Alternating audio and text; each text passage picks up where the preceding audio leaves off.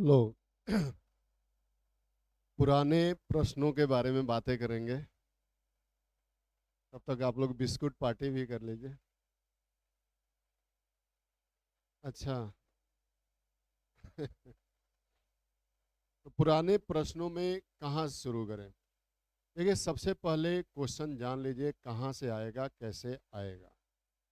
Question objective आएगा, multi कूट आएगा, उसके बाद डेट वाइज भी आएगा।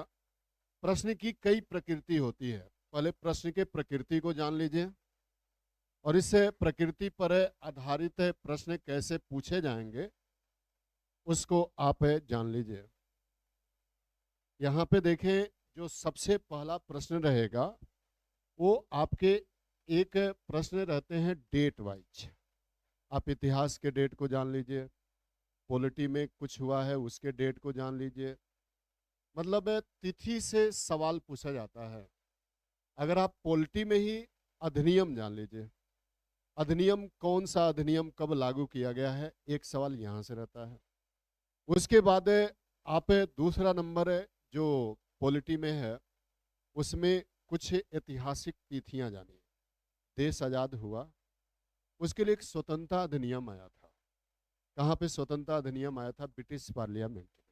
किस तारीख को आया था? इसको आप जानते रहिए, इसको आप जानते रहिए, यहाँ से रहता है। फिर क्रिप्स मिशन कब आया, साइमन कमीशन कब आया, उसके बाद कौन सा अधिनियम कब आया, किस अधिनियम में क्या क्या थीम था, किस अधिनियम में क्या क्या चीजें थी, यहाँ से एक सवाल आता है। तो ये डेट निश्चित जानिए। तिथि, इतिहास की भी तिथि जानते रहिए। इतिहास में खासकर इतिहास में आपका 1900 से लेकर और 1907 तक यहाँ पे बहुत सी ऐतिहासिक तिथियां हैं, इसको जानते रहिए। इसके बीच में एक दो सवाल यहाँ से होता है। उसके बाद आप फिर दूसरा 1915 से लेकर गांधी जी की वापसी होती है और 1922 तक चौरी चौरा कांड तक। 12 फरवरी 1922 को चौरी चौरा कांड के उपलक्ष्य में एक तरह से नॉन कोऑपरेशन मूवमेंट, जो असहयोग आंदोलन है, वो एक तरह से कांग्रेस वापस ले लेती है। वहां तक तिथि को जानते रहिए। फिर इधर साइमन कमीशन 1928 में आता है और साइमन कमीशन के आगमन से लेकर और 1932 तक जानते रहिए। आप ये 1932 तक जानते रहिए, यहां तक सवाल पूछा जाता है। डेट केवल तिथि की बात कर रहा हूं। फिर 1939 से लेकर और आप 44 तक जानते रहिए, यहां से तिथि पूछा जाता है। और फिर 1946 से लेकर 1950 तक, यहां तक जानते रहिए तिथि। 8 अप्रैल 1950 जो नेहरू और लियाकत अली के बीच एक समझौता हुआ। वो समझौता आपके ऊपीजे के सब्जेक्ट में भी पूछा गया था, लॉ में भी पूछा गया था कि कब हुआ था, किस तारीख को हुआ था, किस मुद्दे को लेकर हुआ था।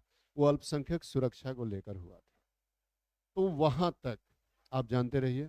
फिर यहाँ पे देखें 1951, 1951 में अब यहाँ से पॉलिटी और आपका इतिहास दोनों मिक्स हो जाता है तिथि को लेकर। 1951 में सबसे पहले आप जानिए कि 1951 और 52 में पहली बार देश में आम चुनाव हुआ। आम चुनाव से पूछा गया। उसके बाद यहाँ पे देखें, पहली बार इसी समय उत्तर प्रदेश में जमींदारी उन्मूलन अधिनियम किया गया। ये पूछा जाता है कि उत्तर प्रदेश का जमींदारी उन्मूलन अधिनियम कब आया, किस तारीख को आया था। तारीख जानते रहिए। ये हो सकता है कि जीएस में भी पूछा जा सके और आपके जो एक्ट होगा उसमें भी पूछा जा सके। एक उसके बाद 6 अगस्त 1952, इस तिथि को जानते रहिए, बार बार पूछा जाए। 6 अगस्त 1952 को आपका एनडीसी का गठन हुआ, राष्ट्रीय विकास परिषद। राष्ट्रीय विकास परिषद का गठन हुआ, ये पूछा जाता है। उसके बाद आपका है और वो है 2 अक्टूबर 1953। अब ये इकोनॉमिक्स का भी सवाल है और इतिहास का भी है और जीके का भी। ये 2 अक्टूबर 1953 को राष्ट्रीय विस्तार कार्यक्रम NES, national extension service, NES की शुरुआत की गई, नेशनल एक्सटेंशन सर्विस। आखिर ये किस मुद्दे से है? उसके बाद देखें, यहां पर 4 समितियां हैं पंचायती व्यवस्था से। वो 4 समितियों का क्रम जानते रहे। एक यूपी कमीशन का ये फेवरेट सवाल है। 4 समितियां जानते हैं आप लोग? 4 समितियों को मैं बता रहा हूं, आप लोग क्रम बताइए। बलवंत राय मेहता समिति, अशोक मेहता समिति, उसके बाद आपका संथानम समिति, पाल एपेलबी समिति। ये सब एक तरह से समितियां हैं, इनको क्रम से सजाना है। इसके बारे में जानते रहिए ये किससे जुड़े हुई हैं। पहले नंबर तो आप बलवंत राय मेहता समिति को जानिए, ये किससे जुड़ा है। पंचायत से है। और कौन से स्तर की पंचायत? त्रिस्तरीय। बलवंत राय मेहता समिति त्रिस्तरीय और अशोक मेहता समिति द्विस्तरीय। 1987 तक आप पंचायत के समितियों को जानते रहिए, यहां से क्रम से सजाने के लिए पूछा जाता है। एक क्वेश्चन ये यूपी कमीशन का पॉलिटी से फिक्स रहता है ये, तो इसलिए यहां पे आप जानते रहिए। उसके बाद फिर आपका पंचायती राज व्यवस्था की शुरुआत होती है। पंचायती राज आप देखे जाएंगे, पंचायती राज से 2-3 सवाल मिलेगा आपको समितियों से। उसके बाद सबसे पहले शुरुआत कहां से होती है? पंचायती राज व्यवस्था की शुरुआत होती है 2 अक्टूबर 1959। कहां से? राजस्थान के नागौर जिला से, जवाहरलाल नेहरू के कर कमलों से। फिर दूसरी पंचायत व्यवस्था जानते रहिए कहां शुरू होती है। दूसरी पंचायती व्यवस्था शुरू होती है और वो होती है आंध्र प्रदेश के पोचमपल्ली से। जो पोचमपल्ली है वो आंध्र प्रदेश में है। इस पोचमपल्ली से 2 क्वेश्चन मिलेगा। एक, जो भूदान आंदोलन शुरू किया था विनोबा भावे ने, उस पोचमपल्ली से ही शुरू किया और पोचमपल्ली से ही सेकंड पंचायती व्यवस्था की शुरुआत। सेकंड पंचायती व्यवस्था वहीं पे शुरू हुआ। उसके बाद तीसरी पंचायती व्यवस्था जान लीजिए 4। बस यहाँ तक 2 पंचायत व्यवस्था जानते हैं, तब भी आपका क्वेश्चन यहाँ से फंस जाएगा। एक सवाल यहाँ से है। उसके बाद आपका अगला है और वो है बैंकों का राष्ट्रीयकरण। आपका तिथि में बैंकों का राष्ट्रीयकरण 2 बार होता है, एक 1969 और एक 1980। 2 बार बैंकों का नेशनलाइजेशन होता है। बैंकों में आप निश्चित ये जान लीजिए कौन सा बैंक सबसे पहले खोला गया। भारत में अलेक्जेंडर कंपनी द्वारा बैंक ऑफ हिंदुस्तान आधुनिक भारत का पहला बैंक था, जिसे अलेक्जेंडर कंपनी ने 1770 में लगाया, लेकिन वो असफल हो गया। और भारत में पहली जो स्वदेशी बैंक आई, वो स्वदेशी बैंक थी जिसका नाम है PNB, जिसमें भारतीय लोगों की पूंजी लगाई गई पूर्ण रूप से, हालांकि उसके पहले ही शुरू हो गया। तो यहाँ पे कुछ बैंकों को भी आप जानते रहिए कौन सी बैंक। तो 14 बैंकों का राष्ट्रीयकरण 1969 में हुआ श्रीमती इंदिरा गांधी के कार्यकाल में, और दूसरा राष्ट्रीयकरण हो गया 1980 में, फिर इंदिरा गांधी के काल में। मिसेज गांधी के काल में 2 बार नेशनलाइजेशन हुआ बैंकों का। एक वहां से रहेगा तिथि में। उसके बाद दूसरा है नाबार्ड की स्थापना कब हुई। नाबार्ड की स्थापना जानते रहिए। और नाबार्ड किसको क्या देने का काम करता है? वो कृषि ऋण उपलब्ध कराने का काम करता है। जुलाई 1982।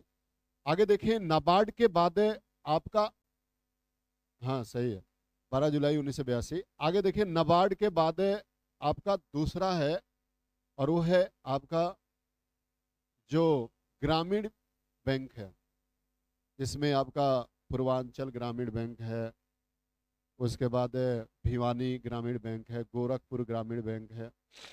इनकी भी शुरुआत हुई। कब स्थापित हुए? 1975 में स्थापित हुए। 5 क्षेत्रीय ग्रामीण बैंक योजना परियोजना चलाए गए हैं, उसकी तिथि याद रखेंगे।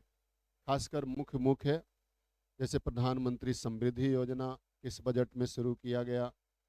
उसके बाद आपका जो बालिकाओं के लिए शुरू किया गया है योजना, वो कब शुरू किया गया, हरियाणा से शुरू किया गया। ये आप वहाँ से क्वेश्चन आपके पूछे जाएंगे। उसके बाद देखिए 98 के बाद जो संविधान संशोधन हुए, 98 के बाद जो संविधान संशोधन हुए हैं, 99 जो संविधान संशोधन था वो राष्ट्रीय न्यायिक नियुक्ति आयोग था, उसे सुप्रीम कोर्ट ने खारिज कर दिया, उसे स्वीकार नहीं किया, एक्सेप्ट नहीं किया। उसको छोड़ के 100वां संविधान संशोधन 101, 102, 103, 104 और 105, लास्ट क्या है 105। 105 संविधान संशोधन हो चुके हैं। उसमें आपको तिथि याद रखनी होगी, किस वर्ष है संविधान संशोधन आया। संविधान संशोधन आया, उसके बाद आपके पूरे इतिहास की जितनी आप तिथियां हैं जो मुख्य रूप से इधर आपके आधुनिक भारत में जो इम्पोर्टेंट है, जिसको हमने कोड कराया, यहाँ से पूछा जाएगा। अब ये तिथि से जुड़े हुए सवाल है जो पूछे जाते हैं। जैसे मान चलिए आपका फिर तिथि में एक पूछा जाता है डेट, 2 सवाल डेट से रहेंगे आप। अब डेट में क्या है, किस तारीख को क्या मनाया जाता है, किस तारीख को क्या मनाया जाता है, यहाँ से रहता है। आप 12 जनवरी से शुरू कीजिए, 12 जनवरी, फिर आपका 30 जनवरी, 2 फरवरी, 2 फरवरी, फिर आपका 20 मार्च। 20 मार्च को क्या मनाया जाता है, बहुत फेवरेट सवाल है यूपी कमीशन का, गौरैया दिवस। क्या मनाया जाता है, विश्व गौरैया दिवस। उसके बाद फिर आपका 22 मार्च। उसके बाद आपका एक 25 जनवरी भी याद रखें, 25 जनवरी को क्या मनाया जाता है, मतदाता दिवस, पूछा जा सकता है। उसके बाद आपका फिर है 1 अप्रैल, 1 अप्रैल। उसके बाद पृथ्वी दिवस, पृथ्वी दिवस है कब मनाया जाता है, 14 अप्रैल भी याद रखें, अंबेडकर साहब का जन्मदिन है, लेकिन अग्नि दिवस भी मनाया जाता है, और भी कई डे मनाया जाता है उसको। उसके बाद फिर आपका मई, मई में आपका 1 मई को पूछा जाता है। उसके बाद 30 मई तंबाकू वाला है। उसके बाद 5 जून, 5 जून, 10 जून, फिर 11 जुलाई। ये सबसे ज़्यादा जे में पूछा जाता है 11 जुलाई। 11 जुलाई विश्व जनसंख्या दिवस। उसके बाद आप देखेंगे फिर आपका 12 अगस्त अंतर्राष्ट्रीय युवा दिवस, 12 अगस्त अंतर्राष्ट्रीय युवा दिवस। उसके बाद फिर आपका रहेगा 16 सितंबर ओजोन दिवस, 27 सितंबर पर्यटन दिवस। फिर आपका रहेगा, और वो रहेगा फिर अक्टूबर, जानते हैं 2 अक्टूबर, 2 अक्टूबर गांधी जी की जयंती है, अहिंसा दिवस है। फिर आप 14 नवंबर। उसके बाद 1 दिसंबर, 1 दिसंबर भी को पूछा जाता है, एड्स दिवस। 10 दिसंबर मानवाधिकार दिवस। अब ये मुख्य रूप से जो सवाल है जो कई बार पूछे गए हैं, पुराने पूर्वालोकन में आप देखेंगे तो यहाँ से सवाल मिलता है। कुछ सप्ताह पे भी चर्चा कर लीजिए। सप्ताह में क्या है, एक होता है जो 1 से लेके 7 अक्टूबर तक चलता है, बस वन्य जीव सप्ताह चलता है। वो आपका 1 से लेके 7 जुलाई तक चलता है, यानी कि उसको क्या कहा जाता है, आपका के.एम. मुंशी ने शुरू किया था, और वो वन के लिए ही, वृक्षारोपण के लिए चलता है, और वन जीवों की रक्षा के लिए 1 से लेके 7 अक्टूबर तक चलता है। अब यहाँ पे देखें, एक सवाल बन सकता है, जैसे अगर 2023 को संयुक्त राष्ट्र संघ ने कौन सा वर्ष घोषित किया है? हाँ? मोटा अनाज। उसके बाद पूछा जा सकता है कि भारत ने वर्ष 2023 को कौन सा वर्ष घोषित किया? बाजरा। और उत्तर प्रदेश ने कौन घोषित किया? 3 जानते रहे। यहां से एक सवाल पूछा जा सकता है, मे भी। आगे हम लोग यहाँ पे बातें कर लें। आप लोग तो इतिहास सब पढ़ चुके हैं, फिर भी इतिहास के चीज़ों पर हम लोग चर्चा कर लेते हैं। इतिहास तो हमने बताया था। इतिहास आगे हम लोग इतिहास में देख लेते हैं प्राचीन भारत से, जो आपका सिलेबस है। इतिहास में प्राचीन भारत, एंशिएंट हिस्ट्री। प्राचीन भारत में देखें, सबसे पहले तो पाषाण काल। पाषाण काल आपका फेवरेट है, इसे में पूछा जाता है।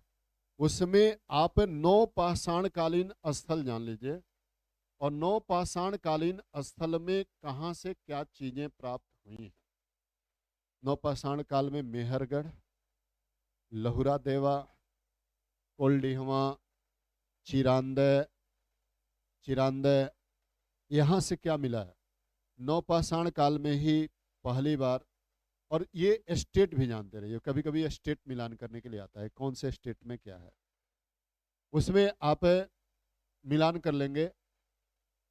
उसके बाद जो 9 पाषाण काल है, पहली बार आग का आविष्कार, पहली बार यहाँ पर चाक और पहिए का आविष्कार, पहली बार यहाँ पे आपका मिट्टी के बर्तन बनाने का आविष्कार, ये सब कुछ पहली बार। तांबा का प्रयोग भी मानव ने सबसे पहले कहाँ पे सीखा? यहीं पे सीखा। एक सवाल बनता है कि सबसे पहले कौन सी मानव के द्वारा प्रयोग में लाई गई धातु थी? तो उसका एक लाइन में आंसर क्या है? तांबा, कापर, तांबा। ये 9 पाषाण काल के स्थल को जानते रहिए, पाषाण काल में। उसके बाद फिर आपका ताम्र पाषाण काल, चाल्कोलिथिक पीरियड। चाल्कोलिथिक पीरियड में आप जानते रहिए कि चाल्कोलिथिक पीरियड में क्या क्या है। उसमें आपका एक क्वेश्चन वहां से रहेगा, खासकर स्थान जानते रहिए, केवल स्थान को जानिए। नौदा टोली, नौदा टोली आपका स्थित है, और ये मालवा क्षेत्र में स्थित है, और एच.डी. संकालिया ने उसका उत्खनन कराया। उत्खनन भी यहाँ पे पूछा जाएगा, नौदा टोली कहाँ पे है और किसने उसका उत्खनन कार्य करवाया था। दूसरी तरफ है आप फिर इनाम गांव, सोनगांव, चंदौली और आपका नेवासा, ये सब स्थित हैं आपके महाराष्ट्र में। यहाँ से देखिए 3 सवाल है जो आपके जे में पूछा गया है। एक सवाल है नेवासा, रेशम का प्राचीनतम साक्ष्य कहाँ से मिलता है? नेवासा से, ये पूछा गया है। और वहीं से गणेश पूजा का भी साक्ष्य मिलता है। उसके बाद दूसरा है, और वो है आपका चंदौली। ये चंदौली आपके उत्तर प्रदेश वाला नहीं है, नहीं, ये चंदौली कहाँ का है? महाराष्ट्र का है। और इस चंदौली से लोहे का साक्ष्य मिलता है। इस चंदौली से क्या मिलता है? लोहे का साक्ष्य मिलता है। उसके बाद देखें, सिंधु घाटी सभ्यता में भी आप स्थलों को जानते रहिए, किसका उत्खनन कहाँ पे हुआ है, जानते रहिए। खासकर जो गुजरात के इलाके में है, एक कच्छ के क्षेत्र में है, एक काठियावाड़ के क्षेत्र में है। तो वहां पे क्या होता है, 2 एंगल से बंद कि एक काठियावाड़ क्षेत्र में कौन कौन सा है, काठियावाड़ क्षेत्र में कौन कौन सा है, कच्छ क्षेत्र में कौन कौन सा है, ये दोनों को बांट के देख लीजिए।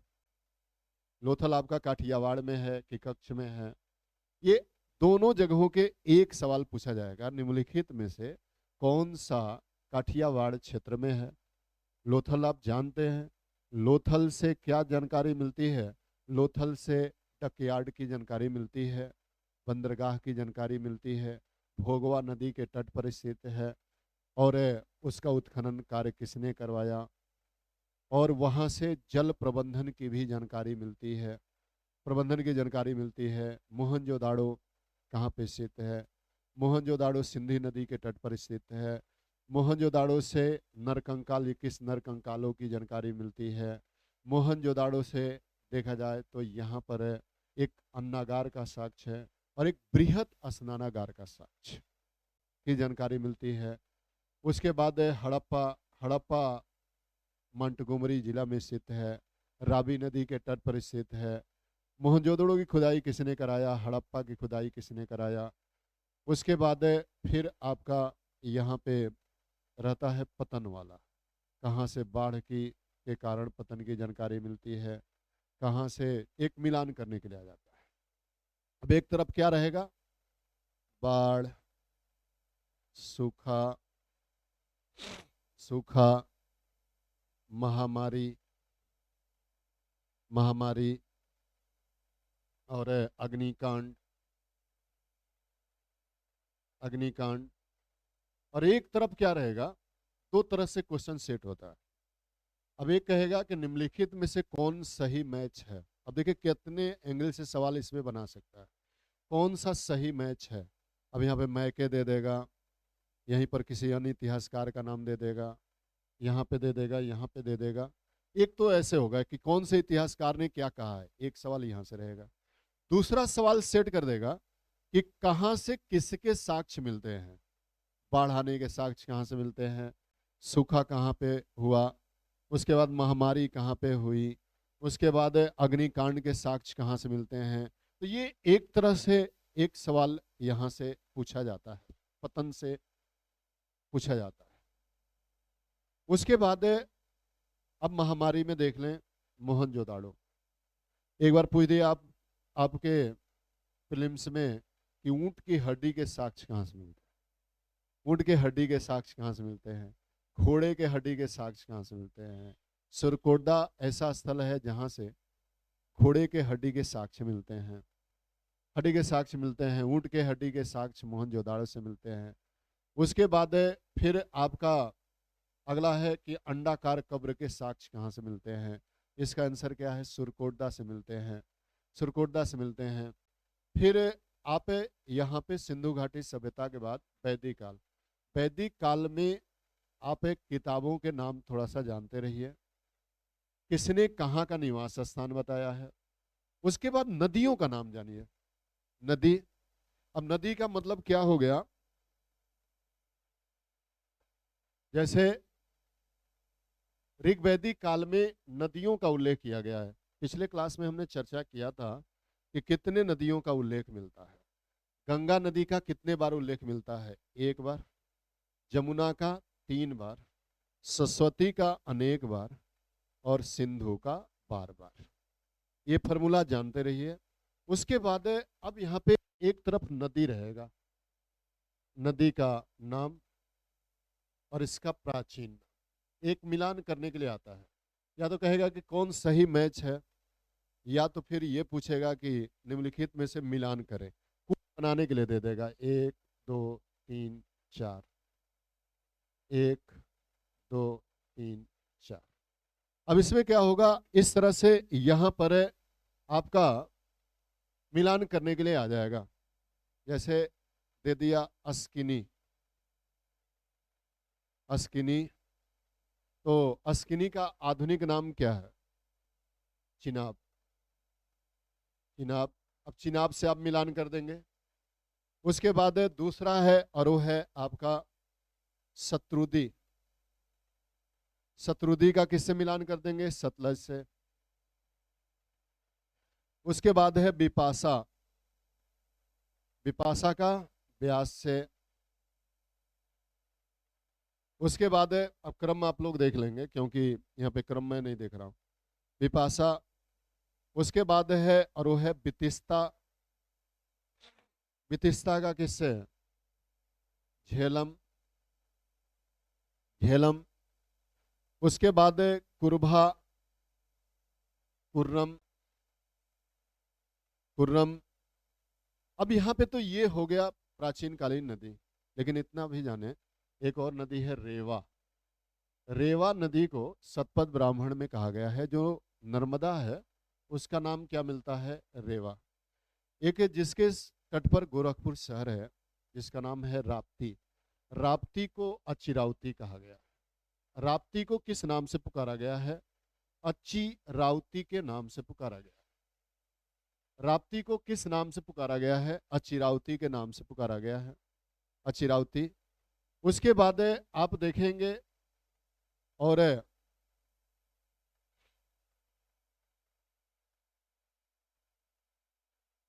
अस्किनी, अस्किनी तो हो ही गया। ये कुछ नदियों के नाम हैं जो पूछे जाते हैं। हाँ, परुष्णी, रावी, एक और कर लेंगे, परुष्णी, परुष्णी, रावी। तो ये यहाँ से एक क्वेश्चन पूछा जाता है जो मिलान करने के लिए भी हो सकता है या सही मैच करने के लिए भी हो सकता है कि कौन सही मैच है। हो सकता है कि 3 का नाम सही दिया हो और बिपाशा के जगह पर रावी डाल दिया हो। उसमें आपको पहचानना होगा कि निम्नलिखित में से कौन सही मैच नहीं है, तो एक आपको टिक करना पड़ेगा, वहां से एक टिक करना पड़ता है। उसके बाद अगला है अरोह। अगला है कुछ उपनिषद कालीन राजाओं के नाम दिए गए। कौन से उपनिषद कालीन राजा कहाँ के हैं, ये पूछा जाता है। उपनिषद, उपनिषद से सवाल है तो एक उपनिषद से ही 10-12 सवाल आपको बता देता हूँ। पहले नंबर तो उपनिषद को वेदांत कहा जाता है। वेदांत पूछा जाता है कि वेदांत क्या है? उपनिषद है। वेदों के सबसे अंत में किसको लिखा गया है? और वो सबसे अंत में लिखा गया है उपनिषद को। दूसरा सवाल है, और यह है वेदा उपनिषद से, उपनिषदों की कुल संख्या 108 है। 108 है, 10 बड़े उपनिषद माने जाते हैं। यहाँ पे एक सवाल पूछ जाता है कि यम और नचिकेता का संवाद किस उपनिषद में है। उसके बाद देवकी पुत्र कृष्ण का उल्लेख है, किसमें मिलता है? देवकी पुत्र कृष्ण के गुरु का नाम क्या मिलता है? कौन थे गुरु उनके? श्री कृष्ण के गुरु घोरा अंगिरस। कंपटीशन वाला याद रखिए, घोरा अंगिरस। संदीपनी मुनि वो आपके ऐसे चलते हैं, लेकिन कंपटीशन में क्या है? घोरा अंगिरस। श्री कृष्ण किस कबीला के रहने वाले थे? वृष्णी कबीला, वृष्णी कबीला के रहने वाले थे। छांदोग्य उपनिषद में पहली बार उनकी जानकारी मिलती है।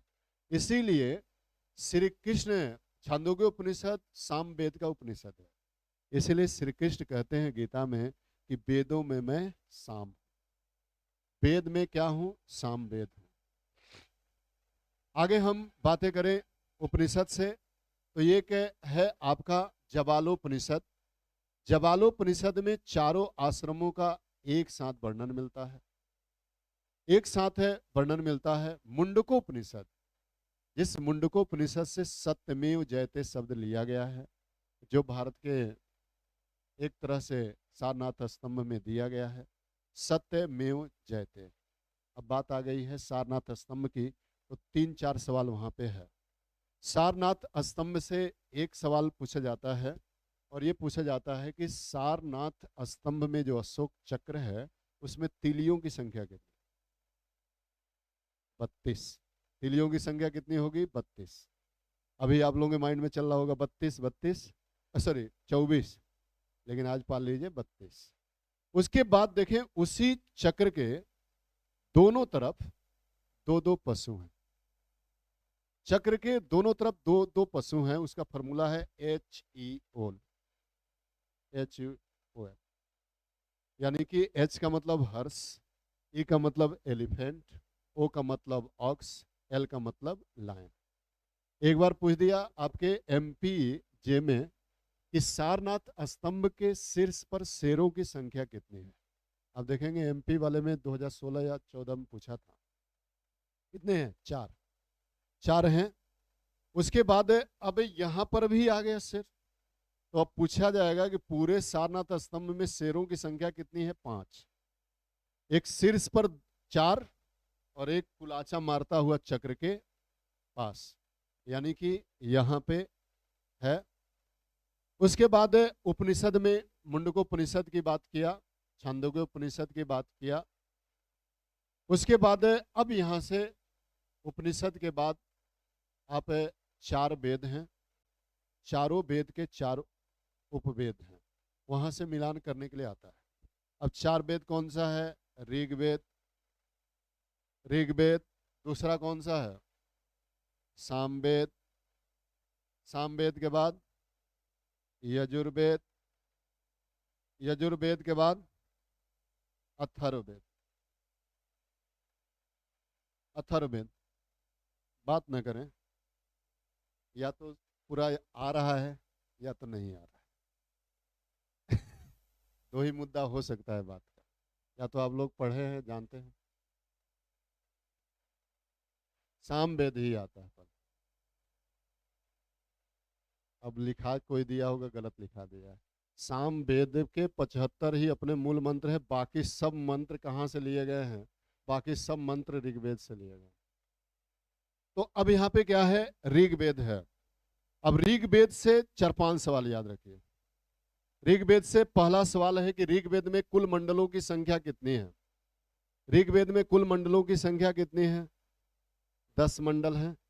उसमें 3 मंडल को याद रखिए। पहले नंबर तीसरा मंडल, तीसरे मंडल को किसने लिखा? तीसरे मंडल को लिखा है विश्वामित्र ऋषि ने, और उसमें गायत्री मंत्र का उल्लेख है। उसके बाद है 7वां मंडल, और 7वें मंडल में दशराग युद्ध का वर्णन है, वशिष्ठ ऋषि ने लिखा है। एक सवाल है कि दशराग युद्ध है कहां पे लड़ा गया था? परुष्णी नदी के तट पे लड़ा गया था। उसके बाद अगला है 9वां मंडल। 9वां मंडल में आपके सोम देवता का वर्णन है। किसका वर्णन है? सोम देवता का वर्णन है। 144 सूक्त उनको डेडिकेट किए गए हैं। सोम किसके देवता हैं? मदकता के देवता है, दारू के स्वामी हैं। उसके बाद 10वां मंडल, 10वां मंडल में ही पुरुष सूक्त है, और उसी पुरुष सूक्त में पहली बार वर्ण व्यवस्था की जानकारी मिलती है। एक ही विराट पुरुष के मुख से ब्राह्मण और क्षत्रिय, भुजा और पैर जंघा से वैश्य, शूद्र इत्यादि की जानकारी मिलती है। तो वो वहां से क्वेश्चन आपका एक पूछा जा सकता है, किसमें क्या है? 10,462 मंत्र है, 580 मंत्र है, लेकिन मूल मंत्रों की जो संख्या है वो 4062 ही है। 10,462 मंत्र है, 580 मंत्र है, लेकिन उसमें से एक जो मंत्र है वो नहीं मिलता है, वास्कल वाला। तो अब यहाँ पे क्या है? बालखिल क्या है? 11 सूक्तों का एक समूह है। 11 सूक्तों का एक समूह क्या कहलाता है? बालखिल कहलाता है। ये भी पूछा जाता है। अब यहाँ पे देखें, इसका एक प्रमुख ब्राह्मण है जिसका नाम है ऐत्रेय ब्राह्मण। ऐत्रेय ब्राह्मण पूछा जाता है, ऐत्रेय ब्राह्मण। उसके बाद अब यहाँ पे देखें, ऋग्वेद के बाद अगला है और वो है सामवेद। क्या क्रम में? कोई दिक्कत नहीं है, ये क्रम से सजाने के लिए न पूछा है न पूछा जाए, ये ध्यान रखिए। और अगर ये इस तरह का आएगा तो यही क्रम सजाइए, कमीशन यही मानेगा। फिलहाल आएगा नहीं, परेशान न होइए। अब यहाँ पे देखें, अगला है और वो है सामवेद। सामवेद से क्या है? सामवेद के 75 ही अपने मूल मंत्र हैं, बाकी सब ऋग्वेद से उधार लिए गए हैं। इनके पुरोहितों का नाम जानते हैं, पुरोहित का नाम मिलान करने के लिए आप यहाँ पे देखें, ऋग्वेद का पुरोहित कौन है? कौन है? होत्री या होता, होत्री या होता कहा जाता है। उसके बाद है सामवेद में गायन की जानकारी मिलती है, इसीलिए सामवेद का जो गायन है, इसी में सारे गम पदनिसा जो सप्त स्वर है वो कहाँ पे मिलता है? आपके सामवेद में मिलता है। उसके बाद यहाँ पे देखें, इसके पुरोहित कौन होते हैं? उद्गाता। पुरोहित का नाम क्या है? उद्गाता। इसका क्या है? होत्री या होता। इसका क्या है? ये मिलान करने के लिए आएगा, अदरवयु। अगला है अदरवयु, और ये क्या है आपका? इसका क्या होगा? ब्रह्म। ये 4 पुरोहित हैं। 4 पुरोहितों को मिलान करने के लिए जान लीजिए, और 4 इसके उपवेद हैं, उसको जान लीजिए। ये 2 सवाल रहेगा आपका। 4 इसके उपवेद, कौन कौन उपवेद हैं? ऋग्वेद का उपवेद बताइए।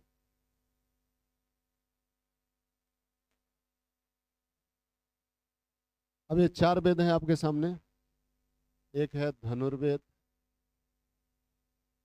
धनुर्वेद, शिल्प वेद, शिल्प वेद, और आयुर्वेद, आयुर्वेद, गंधर्व वेद।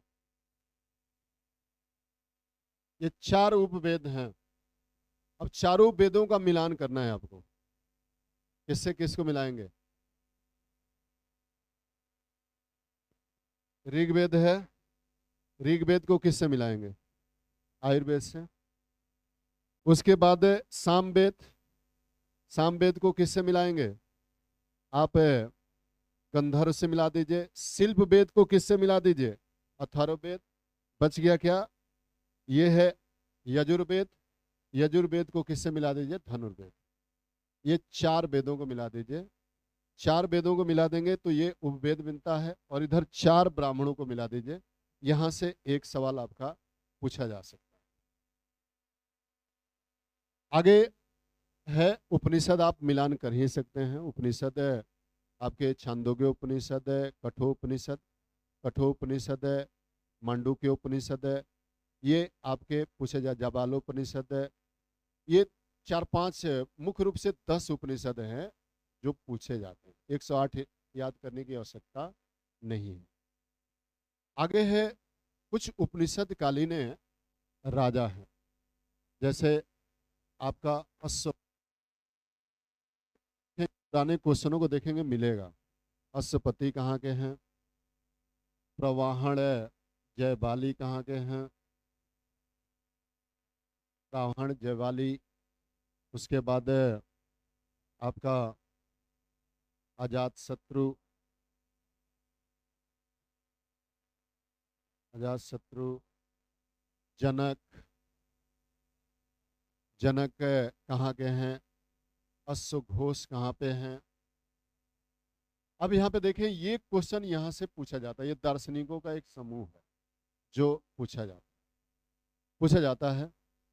उसके बाद आप अगला है षोडश महाजनपद। 16 महाजनपदों से सवाल पूछा जाता है। 16 महाजनपदों में आपका 8 महाजनपद अकेले उत्तर प्रदेश में। 8 महाजनपद कहाँ पे है? उत्तर प्रदेश में है, जो पूछा जाता है। तो 8 महाजनपदों में आपको मिलान करना होता है। आप सबसे पहले तो देखेंगे सुक्तिमती कहाँ की राजधानी, कहाँ की राजधानी है? सुक्तिमती आधुनिक बांदा में था। ये चेदी महाजनपद था, जहां पर महाभारत कालीन शिशुपाल रहने वाला था। उसके बाद है वत्स्य महाजनपद। ये वत्स्य महाजनपद कौशाम्बी में था। इसी वत्स्य महाजनपद का रहने वाले कौन थे? उदयन। उदयन, और उदयन से एक सवाल और भी है। जो उदयन थे, उस उदयन का एक तरह से दुश्मनी थी उज्जैनी से। उज्जैनी का राजा था प्रद्योत। एक बार आक्रमण किया प्रद्योत ने। अब प्रद्योत ने आक्रमण करने के पश्चात उदयन को बंदी बना के लेके चला गया। बंदी बना के लेके चला गया और वहां पे उज्जैन के जेलों में रखा। उज्जैन को अवंतिका भी कहा गया। अवंती के जेलों में रखा, वो भी महाजनपद था। लेकिन एक दिन वो अब्सेंट था, जिसके कारण उसकी जो पुत्री थी वासवदत्ता, वो जेल निरीक्षण करने के लिए आई। और जेल निरीक्षण करने के आने के बाद उसने जब उदयन को देखा तो पूछा कि आखिर ये कौन है। उसने बताया कि ये कौशाम्बी नरेश है, कौशाम्बी प्रयाग का रहने वाला है। इसीलिए अब क्या था कि जब भी प्रद्योत अब्सेंट होता था, खाना लेके कौन पहुंच जाती थी? वासवदत्ता। एक दिन क्या हुआ, एक दिन प्रद्योत नहीं था उज्जैन में। इसीलिए इसे वासवदत्ता ने क्या किया, एक तरह से कैद खाने से उदयन को रिलीज किया और कहा कि हमें भी ले चलो। यानी कि वो वहां से वासवदत्ता को लेके कहाँ चला आया? कौशाम्बी। जेल से छूटा, उसका अपहरण करके लेके चला। लेके आने के पश्चात फिर दोनों का विवाह हुआ। लेकिन एक क्वेश्चन यहाँ से है कि वासव दत्ता और उदयन की जो दंत कथा है, प्रेम कथा है, वो कहाँ संबंधित है? कहाँ संबंधित है? उज्जैन भी आसन रहेगा, कौशाम्बी भी आसन रहेगा। आपको लगाना कहाँ पे है? कौशाम्बी। यहाँ पे देखिए कौशाम्बी की बात आ रही है, तो कौशाम्बी जैन धर्म, बौद्ध धर्म दोनों का केंद्र बिंदु है। दोनों का केंद्र बिंदु है। एक सवाल यहाँ से रहता है। आगे है, और वो है आपका मल महाजनपद। मल महाजनपद कहाँ पे था? कुशीनगर। मल महाजनपद में, कुशीनगर में गौतम बुद्ध को महापरिनिर्वाण प्राप्त हुआ। गौतम बुद्ध की लेटी हुई, भूमि स्पर्श करती हुई मुद्रा में जो आपका मूर्ति है वहीं पर स्थापित है। उसके बाद आपके पावा के मल में महावीर स्वामी की मृत्यु हुई। उसके बाद मगध महाजनपद सबसे अधिक शक्तिशाली था। वहाँ पे आपका बिंबिसार ने मगध महाजनपद की स्थापना किया था। बिंबिसार से दो सवाल है। पहला सवाल है कि बिंबिसार गौतम बुद्ध का मित्र भी था, उनके समान आयु का भी था, और उसकी हत्या उसके पुत्र ने कर दी, अजातशत्रु ने किया। लेकिन अजातशत्रु अपने पुत्र के द्वारा मारा गया। एक सवाल यह भी है कि कौन ऐसा शासक है जिसने अपने पिता की हत्या करके सत्ता प्राप्त किया और अपने पुत्र के द्वारा मार डाला? पुत्र के द्वारा मार डाला गया, तो उसका एक लाइन में आंसर क्या जाएगा? अजातशत्रु। उदयन पाटलीग्राम नामक पहचान, जो पाटलिपुत्र है, वो पहले एक गांव था गंगा और सोन के संगम पर। उस गांव की पहचान किसने किया था? उसकी पहचान उदयन ने किया था। पहचान किसने किया था? अजातशत्रु ने। लेकिन उसे राजधानी के रूप में बसाया किसने? राजधानी के रूप में बसाया, और वो बसाया आपका उदयन ने। राजधानी अपना बनाया किसने? उदयन ने। एक सवाल ये रहता है, लेकिन पहचाना किसने? अजातशत्रु ने, पाटलीग्राम के रूप में। और वहीं पर उसने एक अपनी सैनिक छावनी भी स्थापित किया। उसके बाद आपका अगला जो पॉइंट रहता है वो है एंशियंट में गुप्त काल से। प्रयाग प्रशस्ति, एहोल प्रशस्ति, उसके बाद इनसे किसकी जानकारी मिलती है? उसके बाद समुद्रगुप्त ने किन दिशाओं में दक्षिणापथ के जब युद्ध किया तो 12 राजा, उत्तरापथ में 12 राजाओं को पराजित करने का काम किया था। उसके बाद आपका किसने मालवा से शकों का उन्मूलन किया था? मालवा से शकों का उन्मूलन किया था चंद्रगुप्त विक्रमादित्य सेकंड। चंद्रगुप्त विक्रमादित्य सेकंड के ही दरबार में नवरत्न निवास करते थे, जिन नवरत्नों में कालिदास प्रमुख थे, बेताल भट्ट, शंकु, घटकर पर, ये सब आपके थे वहां पे। आगे है हर्षवर्धन। हर्षवर्धन कनौज का राजा बना, और हर्षवर्धन से एक सवाल है कि हर्षवर्धन स्वयं कवि था, विद्वान था, उसने कुछ किताबों की रचना स्वयं की, और उसी के दरबार में बाण भट्ट निवास करते थे, जिनकी हर्षचरित किताब है, आनंद कादंबरी किताब है।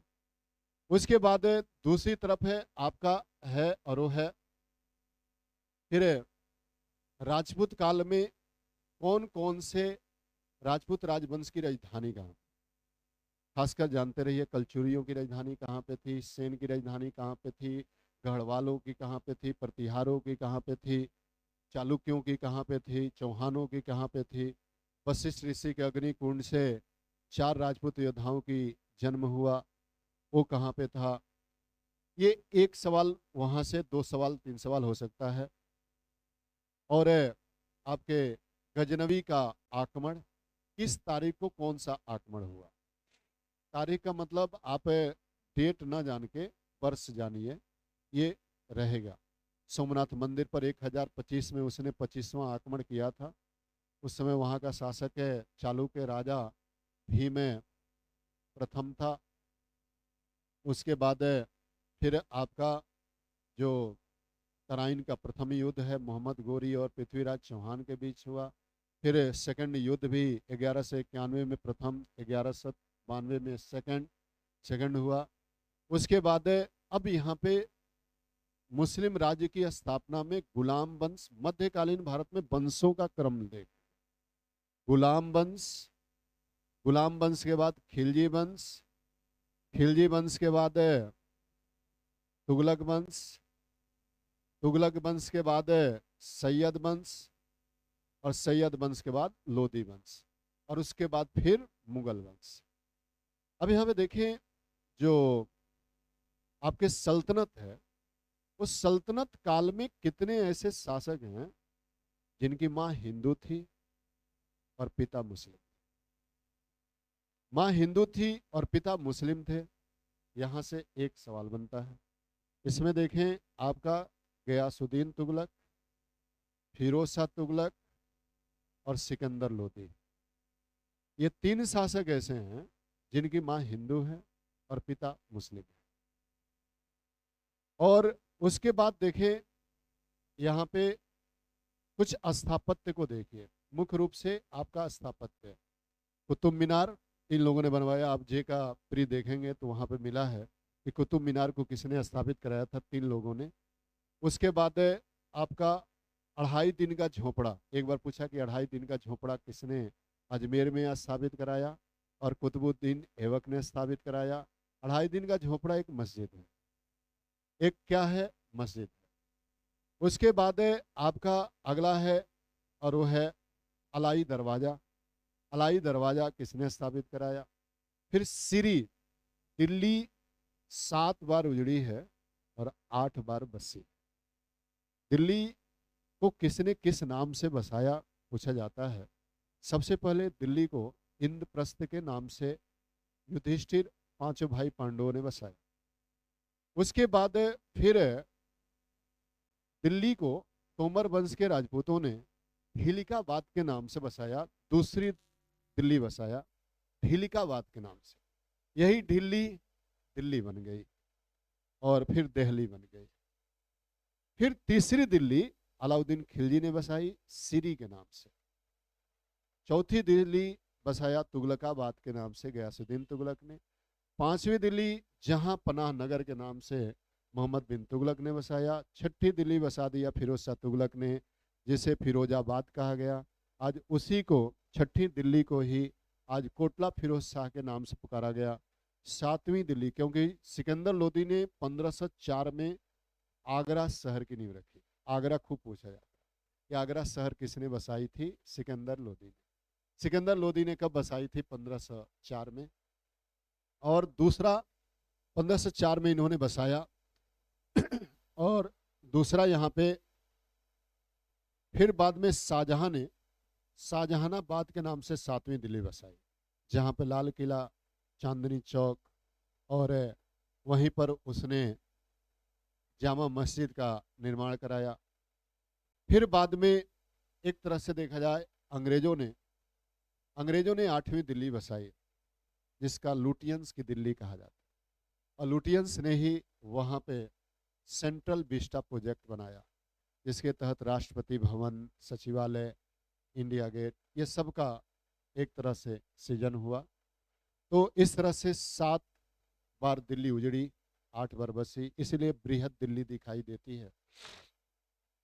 उसके बाद आपका जो फिरोज शाह तुगलक ने कुछ स्थापत्य कराए, जिसमें एक जौनपुर शहर भी बसा। जौनपुर में एक शाही पुल है। जौनपुर में शाही जो पुल है वो अकबर ने वो किया। उसके बाद गोमती के तट पर वहाँ पर एक किला है, जिस किला का निर्माण किसने कराया, जिस किला का निर्माण कराया था और वो कराया था फिरोज शाह तुगलक ने।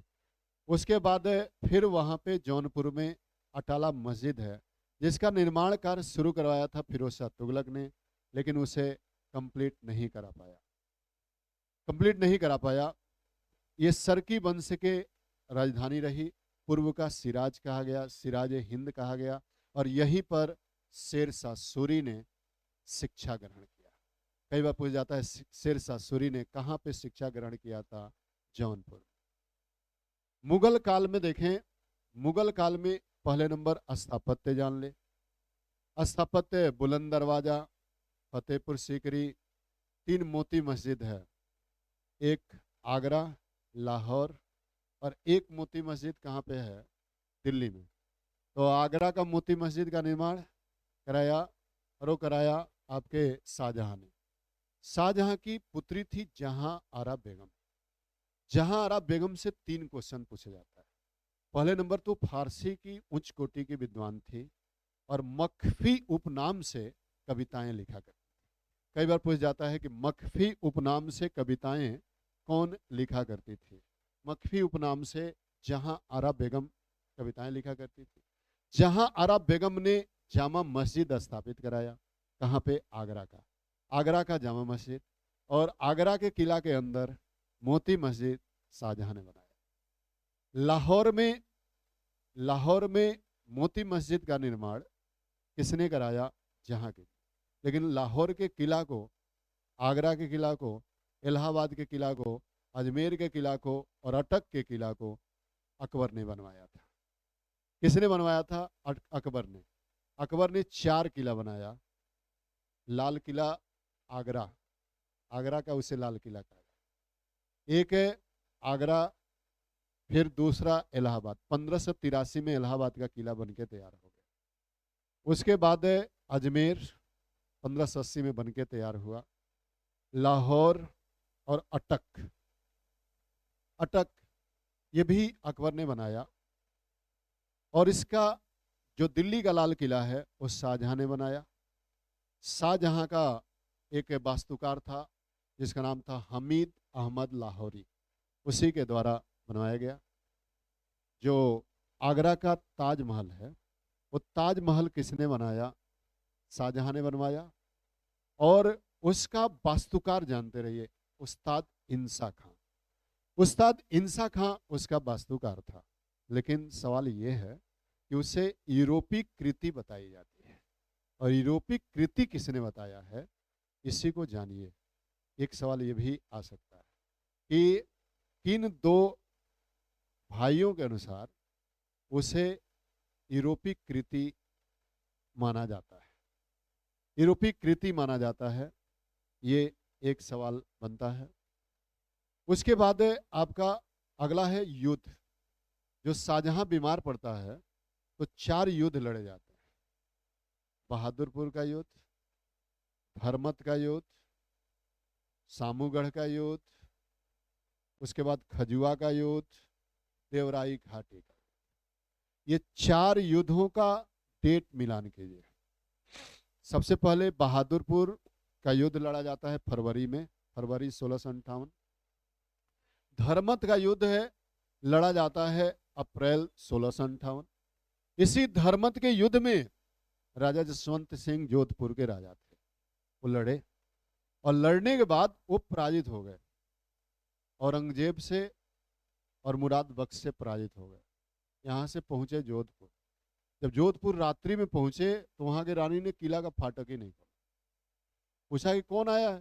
कहा कि जसवंत सिंह आए। तो उसने कहवा भेजा दूतों से कि कह दो कि युद्ध में भागे हुए भगोड़ों के लिए ये जोधपुर का किला नहीं। अपने पति के लिए दरवाजा नहीं खोला वहां के रानी। उसके बाद धर्मत का युद्ध, फिर सामूगढ़ का युद्ध। सामूगढ़ का युद्ध फाइनली औरंगजेब जीत गया और दारा सिकोह पराजित होकर रिफ्यूजी जीवन जीने लगा। अपना राज्याभिषेक औरंगजेब ने कराया। और औरंगजेब जब राज्याभिषेक कराया तो राज्याभिषेक कराने के पश्चात औरंगजेब एक तरह से अपने पिता को ही बंदी बना के डाल दिया। और बाद में देवराई का युद्ध हुआ। उसी देवराई के युद्ध में कौन पकड़ के लाया गया? देवराई के युद्ध में पकड़ के लाया गया दारा सिकोह। दारा सिकोह को फांसी दी गई, उसको घुमाया गया। उस समय एक विदेशी भी मौजूद था जिसका नाम है बर्नियर।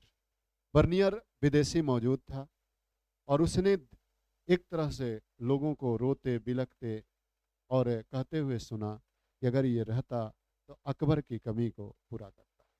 शाह बुलंदी इकबाल के नाम से कौन शासन किया करता था?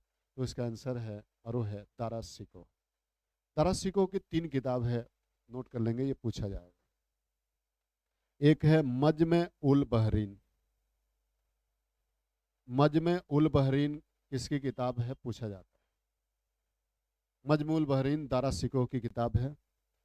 उसके बाद दूसरा है और वो है, इसने 52 उपनिषदों का फारसी में अनुवाद कराया जिसका नाम है सिर ए अकबर। 52 उपनिषदों का फारसी में अनुवाद कराया, जिसका नाम है सीरे अकबर। सीरे अकबर फारसी भाषा में अनुवाद कराया। ये पूछा जाता है कि किसने अनुवाद कराया था। अब थोड़ा सा देखें, यहाँ से एक क्वेश्चन होता है सूफियों से, चिश्ती संप्रदाय के कौन कौन से संत हैं। अब चिश्ती संप्रदाय के कौन कौन से संत हैं, उसमें निजामुद्दीन औलिया। निजामुद्दीन औलिया ने 7 सुल्तानों का कार्यकाल देखा। उनके शिष्य कौन थे? अमीर खुसरो।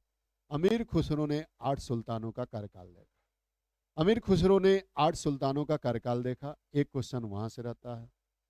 उसके बाद आपका मोइनुद्दीन चिश्ती, जिनका अजमेर में दरगाह है, उनके गुरु का नाम क्या था? एक क्वेश्चन रहता है। उसके बाद आपका मक्की, अब्दुल अजीज मक्की कौन है, किस संप्रदाय के संस्थापक हैं, वो रहता है।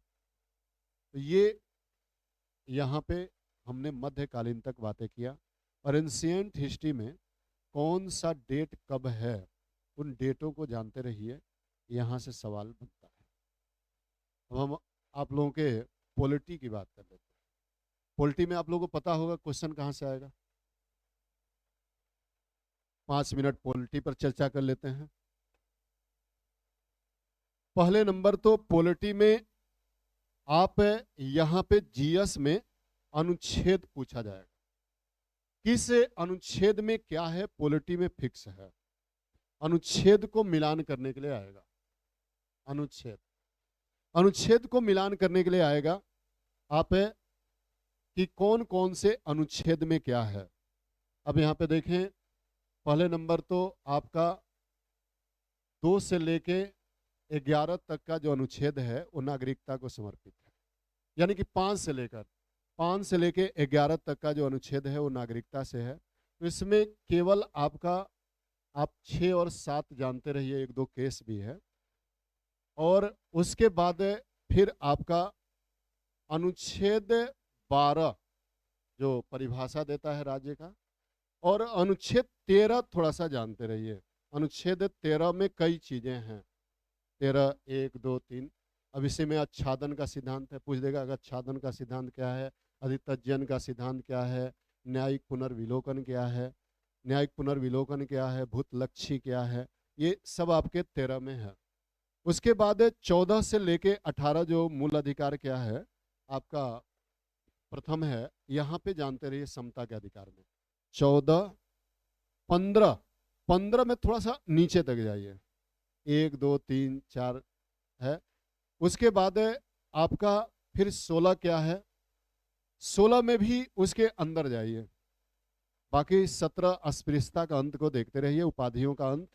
उसके बाद 19, जो 19 आर्टिकल है, वो 19 में आप बिल्कुल कहाँ तक जाइए, आप चले जाइए 6 तक, 6 तक जाइए, लेकिन 6 डिलीटेड है। ये 6 डिलीटेड को भी याद रखिए। एक बार क्वेश्चन पूछ दिया यूपी कमीशन ने कि पॉलिटी में निम्नलिखित में से संविधान में कौन कौन ऐसे अनुच्छेद हैं जिसको पहले जोड़ा गया था, बाद में डिलीट कर दिया, बाद में उसे निरसित कर दिया गया। अब उसमें आपका अनुच्छेद कौन होगा? 2A जोड़ा गया, फिर निकाल दिया गया। 2A क्या है? यहाँ से क्वेश्चन है, एपीओ के प्री में एक बार पूछा गया था। 35वां संविधान संशोधन के तहत सिक्किम को सह राज्य का दर्जा दिया, और 36वें संविधान संशोधन के द्वारा उसे हटा दिया गया। इससे क्या कर दिया गया? डिलीट कर दिया गया। उसके बाद 19 च को संविधान संशोधन के द्वारा हटाया गया। 44वें संविधान संशोधन द्वारा हटाया गया। फिर 31 को देखेंगे, डिलीट लिखा है, वो भी संपत्ति का अधिकार है, उसे भी 44वें संविधान संशोधन द्वारा हटाया गया। तो किसके द्वारा? ये 3 चीजें हैं जो पूछा जाता है, ये कि कौन जोड़ा गया है, कौन हटाया गया है, ये जानते रहिए। उसके बाद आपका 19, 20 और 21 जानते रहिए। ये ऐसे मूल अधिकार हैं जो किसी भी परिस्थिति में निलंबित नहीं होते। कौन से आर्टिकल के तहत आपके अनुच्छेद 19 का निलंबन होता है और किस आर्टिकल के तहत बाकी अन्य का निलंबन होता है? तो 358, 359 उसको जानते रहिए। उसके बाद फिर आपका 23-24 पूछा जाता है क्या है। उसके बाद 25-26, 29-30, 29-30, 32। अब 32 में क्या है? 2 पॉइंट है। पहला है 32-1, 32-2। 32-1 में क्या है?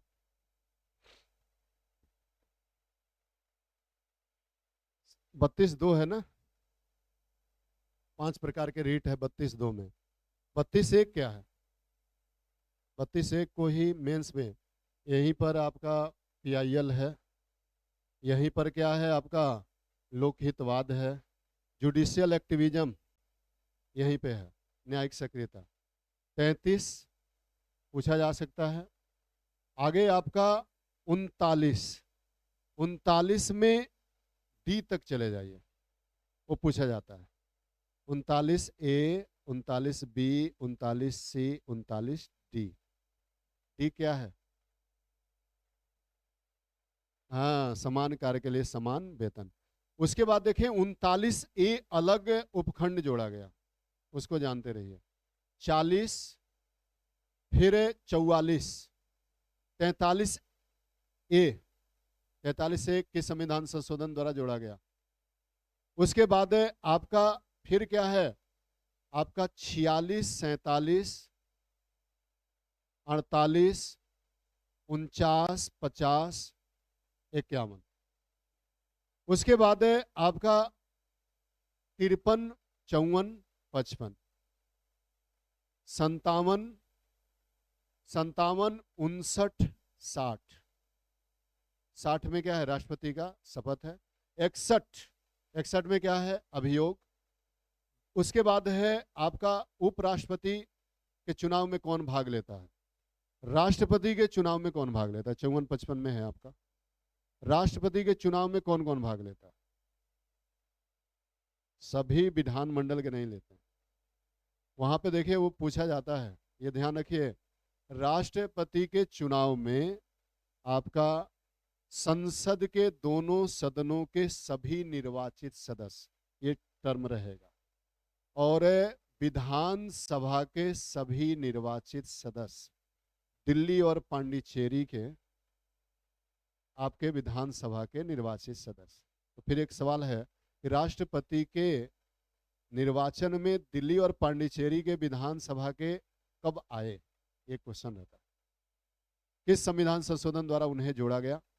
उसके बाद आप फिर चले जाए 72, 78। 78 में क्या है? 78, 79, 79, 80, 81। फिर 89, 89 में क्या है? 89 में पूछा जाता है संसद के अधिकारी। संसद के अधिकारी कौन कौन है? बताइए, संसद के अधिकारी।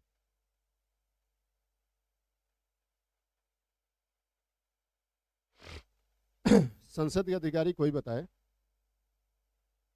हाँ बताइए। संसद के अधिकारी,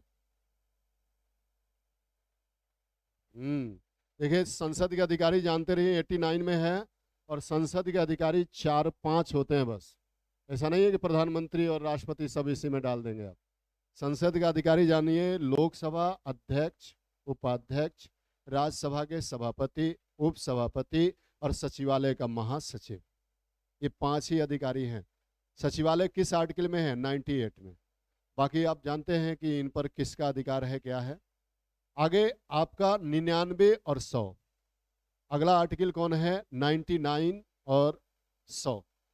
अब यहाँ पे 2 क्वेश्चन है कि कास्टिंग वोट लोकसभा अध्यक्ष किस आर्टिकल के तहत देता है, और दूसरा है, और वो है कि जो 110, 1/10 आपका क्या है?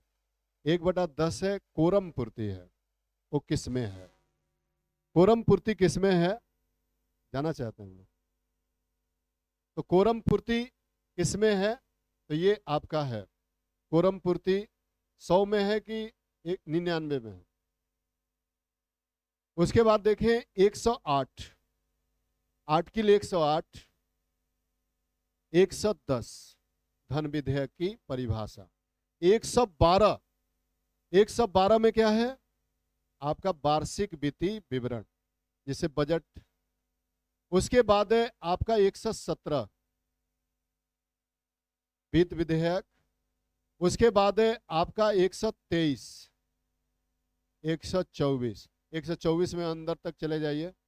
फिर आपका अगला है और वो है 137, 37 पूछा जाता है।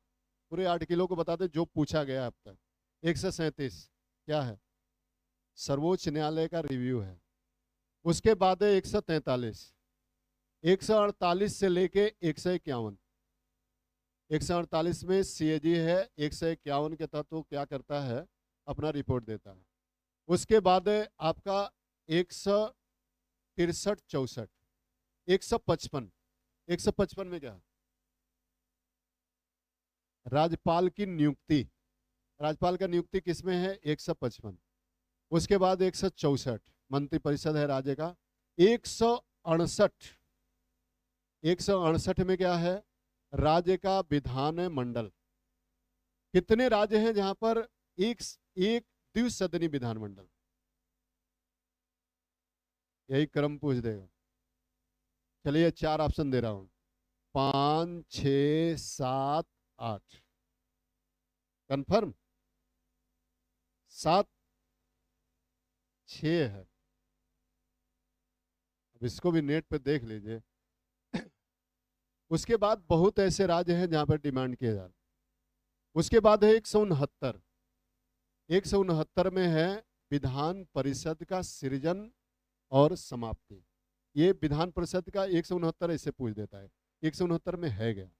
170 में है विधानसभा की संरचना। 171 में है विधान परिषद की संरचना। तो फिर एक विधान परिषद की संरचना से सवाल है कि राज्यपाल कितने सदस्यों का मनोनयन करता है? राज्यपाल साहित्य, कला, संस्कृति, विज्ञान से कितने सदस्यों का मनोनयन करता है? हाँ, 1/6, 1/6 सदस्यों का मनोनयन होता है। 1/3 विधायकों के द्वारा, 1/3 स्थानीय जो निकाय है उसके द्वारा, 1/12 शिक्षकों के द्वारा जो 10 से लेकर ऊपर है, ITI इंजीनियरिंग है, और 1/12 स्नातकों के द्वारा, और 1/6 किसके द्वारा? आगे है और वो है आपका 200। एक पर क्वेश्चन ये आ चुका है कि किस अनुच्छेद के अंतर्गत राज्यपाल विधेयक को आरक्षित करता है और किस अनुच्छेद के अंतर्गत भेजता है? ये 2 बार सवाल आ चुका है आपके जे में और एपीओ में। 200, 201 देख लीजिएगा, आप लोगों का मामला है। उसके बाद है आपका है 213। 213 में क्या है? ऑर्डिनेंस, और आपके राज्यपाल का ऑर्डिनेंस है। उसके बाद है आपका 214। 214 में क्या है? हाईकोर्ट है, हाईकोर्ट है। उसके बाद अगला है और वो है कौन सा हाईकोर्ट कहाँ पे है? कौन सा हाईकोर्ट कहाँ पे? एक सवाल आ जाता है, हाईकोर्ट का स्थान। तो अब इसमें क्या है कि ट्रिक से याद कीजिए। बस इतना जान लो कि कौन कौन ऐसे हाईकोर्ट हैं जो राज्यों के राजधानियों में नहीं है, उसी को याद कर लीजिए। 8-9 ऐसे मिलेंगे जो राज्यों के राजधानियों में नहीं है, बाकी सब राज्यों के राजधानियों में। यही से एक सवाल रहता है। यहाँ पे एक सवाल है कि इस समय हाईकोर्टों की संख्या कितनी है? 25 है। सबसे बड़ा इलाहाबाद और सबसे छोटा तो अब कई हो गए। यहाँ पे देखें आपके राज्यों की राजधानियों में कौन कौन हाईकोर्ट नहीं है। पहले तो पूछा जाता है एर्नाकुलम। एर्नाकुलम कहाँ पे है? केरल। केरल का जो हाई कोर्ट है वो एर्नाकुलम में है, वो पहला विवरण रहता है। दूसरा आपका है और वो है राजस्थान। राजस्थान का कहाँ पे है? जोधपुर। फिर MP जबलपुर। उत्तराखंड और उड़ीसा। उड़ीसा का कहाँ पे है? कटक। कटक ये, और आपका एक तरह से ये ऐसे हाई कोर्ट हैं जो वहाँ पे राज्यों में राजधानियों में नहीं है, एक दो और है। आगे देखें, अगला है और वो है 233। 233 में क्या है? लोअर कोर्ट है। उसके बाद आपका है 248, वहाँ पे थोड़ा सा आपको आगे बढ़ना होगा। 248, 249, 250, 251, ये यहाँ पे पूछे जाते हैं। 251, 52, 53 वहाँ तक चले जाइए। वो वहाँ से एक क्वेश्चन रहता है। 263, 262, 266, 280, 281, 300, 300 ए। उसके बाद आपका है 312। कौन कौन आर्टिकल को मिला के पढ़ा जाए तो आपका लोक अधिकारी आता है। यूपीजे के मेंस में पूछा जा चुका कि लोक प्राधिकारी कहाँ कहाँ से मिला के पढ़ेंगे आप? 309, 310, 311। 312 में क्या है? आपका है अखिल भारतीय सेवा। अखिल भारतीय सेवा में क्या है? अखिल भारतीय सेवा में कौन कौन अखिल भारतीय सेवा वो दे देता है? आईएएस, आईपीएस, आईएफएस कौन वाला? फॉरेस्ट कि फॉरेन, ये जान लीजिए, फॉरेन सर्विस अखिल भारतीय सेवा नहीं है हमारे ना। तो फिर कौन कौन सा सेवा का सीजन कब हुआ है, कौन कर सकता है? एक अखिल भारतीय न्यायिक सेवा भी है जो भविष्य में उस पर बहुत लोग काम कर रहे हैं। उसके बाद देखें, आपका 315 में लोक सेवा आयोग है, राज्य लोक सेवा आयोग, यूपीएससी और joint public service commission. Joint public service commission है। उसके बाद अगला है और वो है आपका फिर 323। 323 क्या है? 324 क्या है? 323 ए क्या है? 324 क्या है?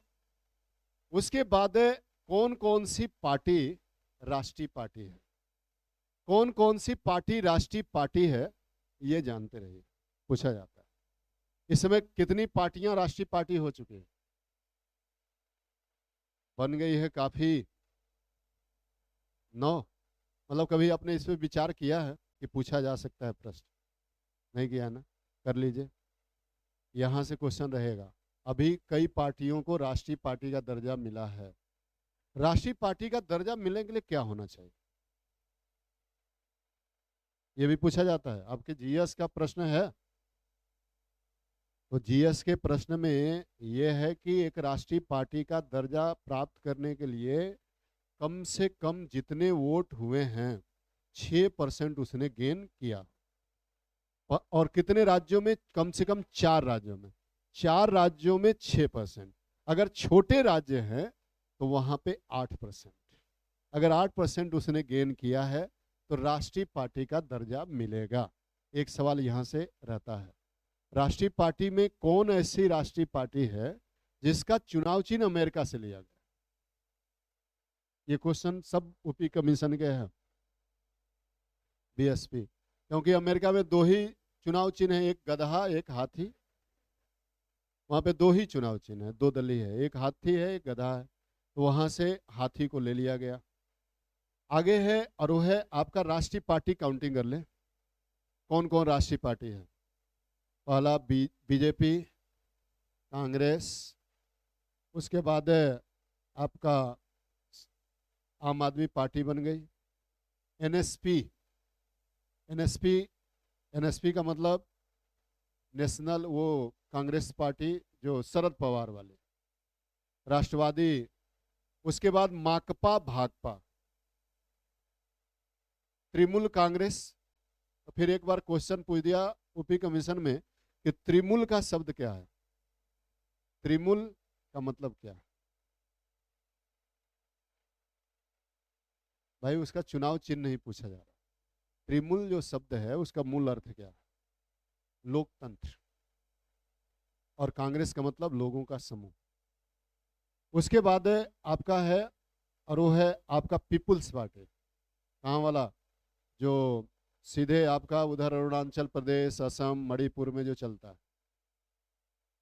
हाँ, तो आपके आम आदमी पार्टी, पीपुल्स पार्टी और तृणमूल कांग्रेस, तीन नए जुड़े हैं।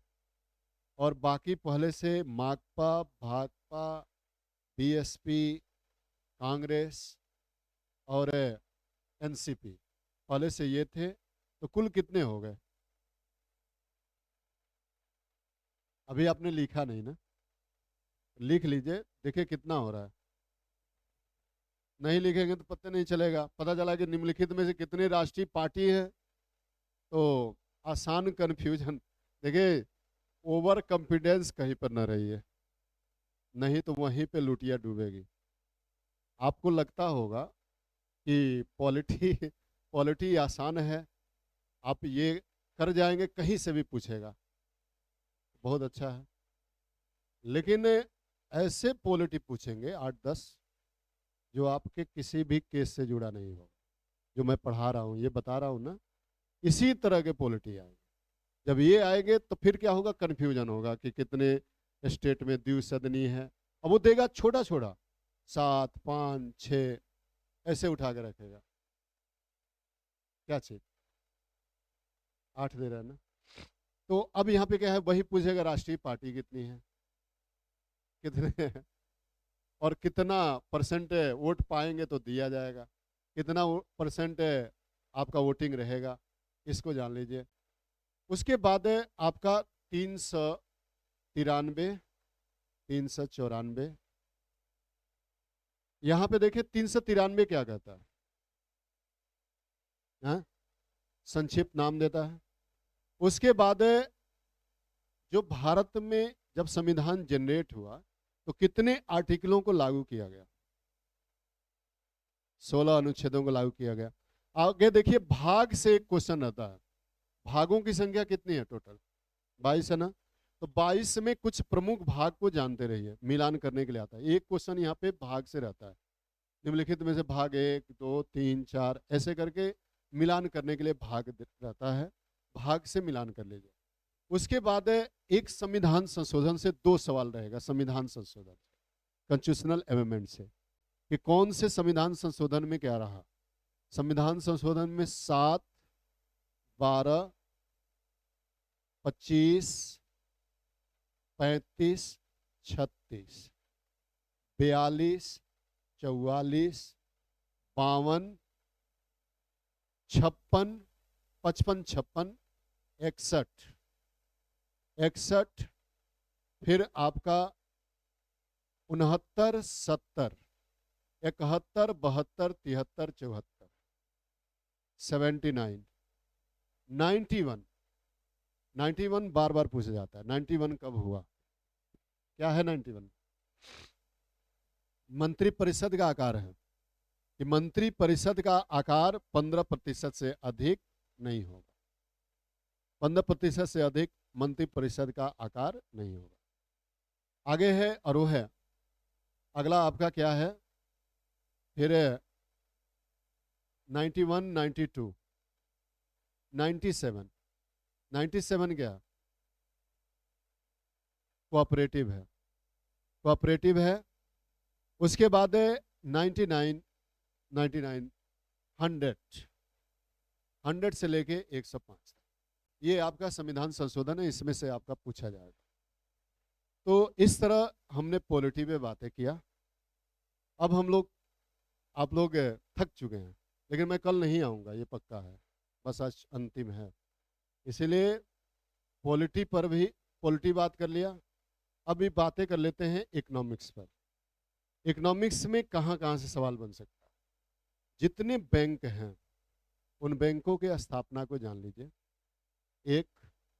दूसरा नंबर आप जान लीजिए, जो आपका मौद्रिक प्रबंधन है, मौद्रिक नीति कौन जारी करता है? Monetary policy. मौद्रिक नीति में क्या क्या है? मौद्रिक नीति को जानते रहिए। अब उसी मौद्रिक नीति में क्या है, बैंक दर है, सीआरआर है, रेपो रेट है, एसएलआर है। पूरी मौद्रिक नीति को जान लीजिए, एक सवाल वहां से रहेगा। उसके बाद है आपका राजकोषीय नीति, फिजिकल पॉलिसी। फिजिकल पॉलिसी क्या है?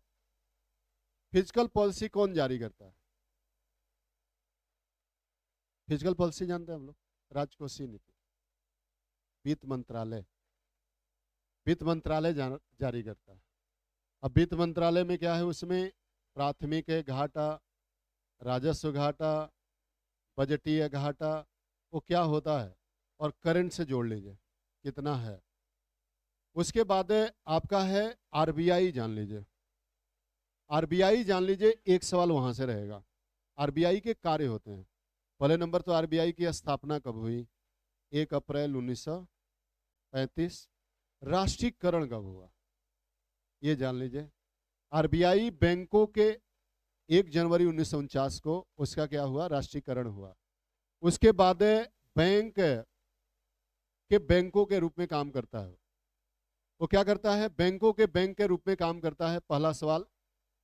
दूसरा सवाल वो क्या है आपका, कि वह एक तरह से ऋण देने का काम करता है, बैंकों को ऋण देने का काम करता है। तीसरा नंबर क्या करता है? तीसरा नंबर वह नोटों का निर्गमन करता है, और नोटों के निर्गमन में 200 करोड़ रुपया अपने पास रखता है। और वही 200 करोड़ रुपया से एक सवाल है कि कितने का सोना होना चाहिए और कितनी की विदेशी अस्थि होनी चाहिए। तो 115 करोड़ का सोना और 85 करोड़ का क्या होना चाहिए, विदेशी अस्थि होना चाहिए, विदेशी अस्थि होना चाहिए। आगे देखें तो अगला सवाल क्या है आपका? अगला सवाल है, और यह है समितियां होती हैं। जैसे आबिद हुसैन समिति का संबंध किससे है, तारापोर समिति का संबंध किससे है। ये समितियों से एक सवाल पूछा जाता है। एक मुद्रा से रहता है, M1 मुद्रा, M2 मुद्रा, M3 मुद्रा। और एक सवाल रहता है आपका, बैंक तो बताया ही, किस बैंक की स्थापना कब हुई थी। एक सवाल रहता है योजना से, कौन सी योजना गरीबी निवारण से संचालित की जा रही है। गरीबी निवारण से संचालित की जा रही है कौन सी योजना, यहां से एक सवाल पूछा जाता है। आगे है, और वो है आपका, तो ये इकोनॉमिक्स हो गया। अब आपका बचा कौन सा, साइंस। साइंस में देखिए, साइंस में आपका जो सवाल है वो सवाल है फिजिक्स में, पहले जान लीजिए। एक मीट्रिक प्रणाली से जान लीजिए इसका मात्रक क्या होता है, एक सवाल वहां से रहेगा। उसके बाद आपका अगला जो रहता है, किसका मात्रक क्या है। उसके बाद दूसरा सवाल रहता है आपके लाइट चैप्टर से। लाइट चैप्टर से पूरा रहेगा प्रकीर्णन, अपवर्तन, परावर्तन, ये जितने हैं ये सब वहां से सवाल रहेंगे। उसके बाद अगला सवाल आपका कहाँ से रहेगा? अगला सवाल रहेगा जितने आविष्कार हैं। अब वहाँ से पेन से लेकर, टेलीफोन से लेकर, और आपके बाकी जो आविष्कार हैं, लेजर, मेजर, खासकर देखिए ये सब चीज़ें ना देख के, रडार, लेजर, मेसर, इसका पूर्ण रूप जानते रहिए। वहाँ से रहेगा टेलीविज़न, उसके बाद सीआरओ, ये सब का जानते रहिए, यहाँ से एक दो सवाल रहता है। उसके बाद आपका जो मुख्य सवाल है केमिस्ट्री में। केमिस्ट्री में देखिए विस्फोटक को देखते रहिए, एक्सक्लूसिव विस्फोटक, विस्फोटक से सवाल रहेगा, सीमेंट से सवाल रहेगा। विस्फोटक मिलान करने के लिए आएगा, टीएनटी, उसका आविष्कारक कौन है। उसके बाद आपका अगला जो रहता है वो रहता है न्यूट्रॉन, प्रोटॉन, इलेक्ट्रॉन से, परमाणु से रहेगा सवाल। उसके बाद कंपाउंड से रहेगा, यौगिकों से, कौन सा यौगिक है। उसके बाद अयस्क, किसका ओर्स कौन सा है, अयस्क से रहेगा। अगला है, और वो है आपका बायोलॉजी। बायोलॉजी में देखें हार्मोन्स देख लीजिए, वो चाहे एनिमल हार्मोन्स हो और चाहे प्लांट हार्मोन्स हो। वहाँ से रहेगा। फिर आपका दूसरा विटामिन देख लीजिए, कार्बोहाइड्रेट देख लीजिए, कार्बोहाइड्रेट से सवाल रहेगा। और उसके बाद आपका फिर से जड़, तना और फ्लावर से देख लीजिए। जड़, कौन सा जड़ खाया जाता है, किसका कौन सा फल खाया जाता है। उसके बाद कौन सा भाग खाया जाता है, जैसे अब आ गया कि अमरूद का कौन सा भाग खाया जाता है, सेब का कौन सा भाग खाया जाता है, लीची का कौन सा भाग खाया जाता है, किस प्रकार का कौन फल है, ये रहा। अगला है पर्यावरण। पर्यावरण में क्या है, प्रदूषण को देख लीजिए, उससे फैलने वाली बीमारियों को देख लीजिए, वहां से आपका सवाल रहेगा। उसके बाद आपका कौन से सिद्धांत को किसने दिया है, इसको जान लीजिए। और कुछ अधिनियम है जो आपके पर्यावरण से है, जैसे 1972, 1980, 1986, 2002, 1937, 1949, 1952। तो ये आपका एक तरह से अधिनियम है, इन सबको देख लीजिए। यहाँ से पर्यावरण से रिलेटेड अधिनियम है, बीमारी है। उसके बाद आपका अगला है जो टाइगर प्रोजेक्ट है, हाथी परियोजना है। एक वहाँ से सवाल जानिए, बायोस्फीयर मिलान करने के लिए आएगा, कौन बायोस्फीयर कहाँ पे है, कौन नेशनल पार्क कहाँ पे है, वहाँ से सवाल रहेगा। कौन नेशनल पार्क कहाँ पे है, वहाँ से सवाल रहेगा, पूछा जाएगा। तो इस तरह हमने बातें किया जो इम्पोर्टेंट है। All the best. ये ध्यान रखिए। हाँ,